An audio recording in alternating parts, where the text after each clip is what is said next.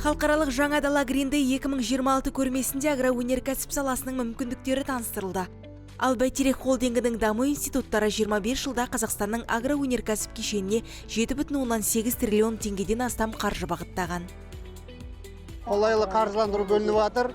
7-де 2000-нан астам ауыл шаруашылық кәсіпкерлер қолдау көрді. Мал шаруашылығын көбейту, ол бірлік, игілік, жайлау деген бағдарламаларға да 200 миллиард теңгедей ақша бөлініп отыр. Биылда енді осы шаруашылыққа 1 триллион 200 миллиард теңгедей қаржы игеретіндей ғып үміттеміз.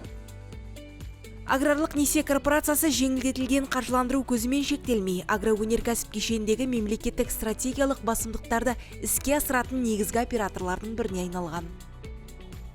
Биыл аграрлық несие корпорациясы 25 жыл толды. Осы мерзім ішінде салаға 6,1 триллион қаражат бөлінген.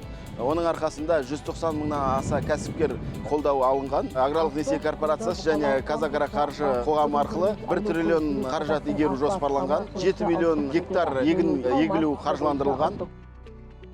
Казагроқаржы акционерлік қоғамның жеңілдетілген лизинг бағдарламасы аясында ауыл шаруашылығы техникасы жылдық 5%-бен 7 жылға дейінгі мерзімде қаржыландырылады. Жарты жылда 3931 өтінім қабылданып, жалпы көлемі 311,5 миллиард теңгеге жетті. Бірінші жарты жылда біз 250 миллиард теңгеге 6300 дана техника берілген. Бұл көрсеткіш, рекордтық көрсеткіш, өйткені 2025 жылы осындай уақытқа біз 25 миллиард теңгеге техника береміз. Яғни көрсеткішіміз 2 есе үлкейді. Қаржыландыру мен жеңілдетілген бағдарламалар агроөнеркәсіптің технологиялық жаңаруына және өндіріс көлемін арттыруға мүмкіндік беруде.